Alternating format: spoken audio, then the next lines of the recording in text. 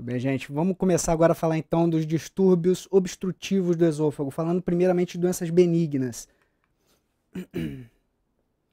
Primeiro, o que pode obstruir o esôfago e não ser maligno? Pode ser uma coisa de fora do esôfago, né? Lembra daquelas relações que eu falei lá no primeiro slide de anatomia? Então, quem decorou, quem prestou atenção naquela parte, vai mandar bem demais aqui agora. Os transtornos da coluna vertebral, osteófitos, alguma espondilolistese, alguma coisa, pode causar transtorno da coluna vertebral e acometer o esôfago. Olha aqui. Osteófitozinho cervical, tampando o esôfago superior, tá bom? Os abscessos e massas, um abscesso retofaríngeo, alguma neoplasia que não seja do esôfago, também pode comprimir o esôfago, fazer compressão extrínseca e causar disfagia.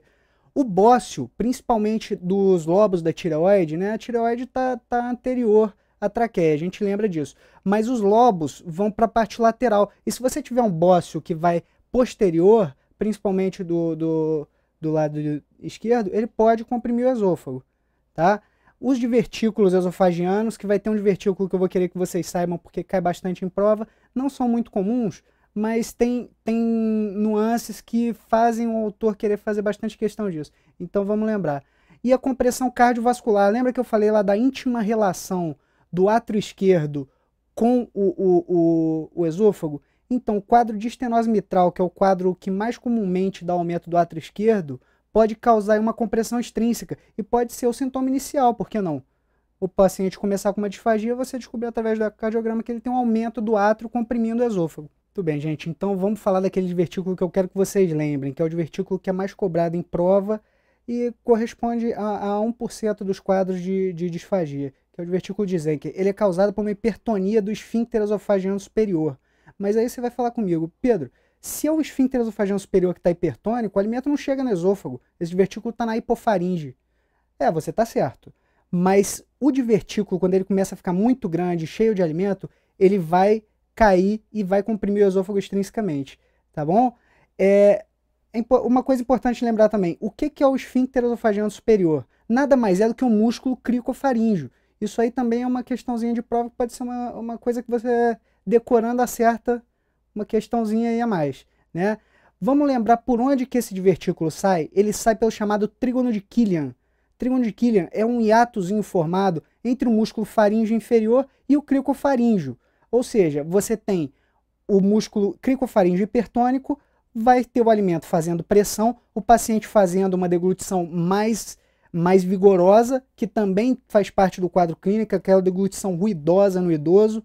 Então, esse divertículo ele vai saindo. É um divertículo falso, né? Vamos relembrar, o divertículo verdadeiro, ele traz todas as camadas da parede do órgão, e o divertículo falso, ele hernia através da parede, normalmente com a mucosa. Esse aí é um exemplo de falso divertículo. A mucosa e a submucosa herniam pela camada muscular, tá bom? Então esse é o triângulo de Killian, vamos lembrar porque cai em prova e você não pode errar, questão dada, tá bom? O quadro clínico clássico é o idoso na 7ª década que tem regurgitação e halitose. Associa também esse quadro que eu falei para vocês, aquela deglutição ruidosa, ele fazendo força. Faz força para deglutir, tá bom? Olha aqui um esqueminha do nosso triângulo de Killian. Você tem aqui em cima o músculo faríngeo inferior e aqui embaixo o cricofaríngeo. Aqui no meio, entre os dois, você tem um recessozinho que faz um triângulo na parte mais posterior, que é o triângulo de Killian. Olha só como o divertículo ele vai crescendo, vai se enchendo de alimento e vai obstruindo o esôfago, tá bom? Olha só, aqui no final já tem o quadro mais avançado, causando obstrução, o divertículo rodando para anterior. Pode passar. O diagnóstico do divertículo de Zenker é a esofagografia, tá? É o diagnóstico que mais é cobrado em prova e também é o mais importante. Você tem a manometria esofagiana, que vai gerar um aumento da pressão no esfíncter esofagiano superior, tá? Mas não é o mais cobrado e também não é o padrão ouro. Vamos pensar mais em esofagografia, tá bom? Endoscopia digestiva alta. Na endoscopia digestiva alta, eu botei uma setinha aqui, ó, que é uma ressalva.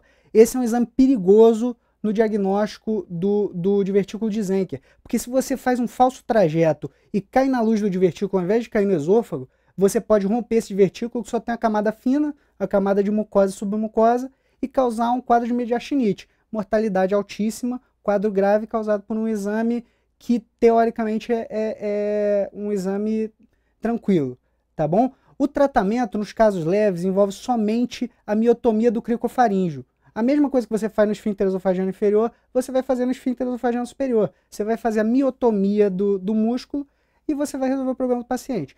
Quando o divertículo já está muito grande, você tem que fazer uma diverticulopexia ou uma diverticulectomia, que é tirar esse saco. Porque se você mantém ele grande, mesmo você tirando a pressão, que é o esfíncter, ele pode, o alimento ocasionalmente ir para o divertículo. Essa diverticulopexia, você vai suturar o divertículo mais alto e na face vertebral. Então o divertículo vai ficar invertido, não tem como entrar alimento.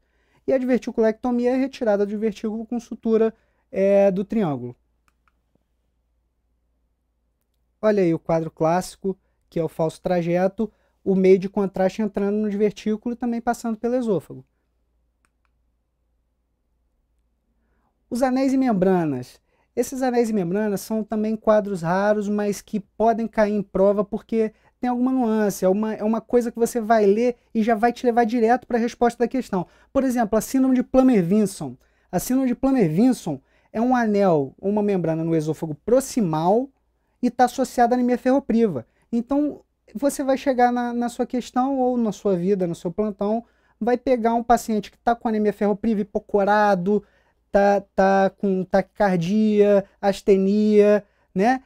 Tem aquele quadro clínico, normalmente o autor cita a dosagem de hemoglobina, né, a matimetria do paciente, e fala que tem um anel. Você vai marcar Plummer-Vinson sem pensar. E o anel de Schatzky, que é um anel que é uma má formação, normalmente em pacientes maiores que 40 anos, e está situado no esôfago distal. Essa é a grande diferença do Plummer-Vinson com Schatzky. Schatzky no esôfago distal, Plummer-Vinson no esôfago proximal. O Schatzky normalmente é um início agudo. Você vai ver um paciente que foi numa churrascaria, comeu um pedaço de carne muito grande e esse pedaço entalou. Aí você faz o diagnóstico, é uma coisa abrupta, tá bom? Não é um quadro progressivo, não, é para sólido e é na hora, tá ok? Os tumores benignos do esôfago. Quando eu falo de tumores benignos, tem uma lista enorme, mas eu quero que vocês saibam o mais comum, que é o leiomioma, que é um tumor benigno que acomete a musculatura lisa, tá bem? O diagnóstico é feito basicamente pela endoscopia e pela esofagografia, tá? A esofagografia vai mostrar uma falha de enchimento circular, não é aquela falha de enchimento irregular, é uma compressão, como se fosse uma compressão extrínseca, só que está dentro da camada muscular do órgão. E a endoscopia vai mostrar isso. Olha só como é que aparece. Lembra disso. Olha para essa imagem e olha a mucosa íntegra, só abaulada. É um tumor benigno que não tem característica de invasão, né? Então ele não invadiu, ele não pega a mucosa está limpa. E ele está causando obstrução simplesmente. O tratamento é só em casos sintomáticos. Tá bom? Casos sintomáticos é icterose do tumor sem margem de segurança. Você não precisa. Tá bom? Você não tem o tumor maligno. Você tem só que tirar ele para retirar o desconforto do paciente.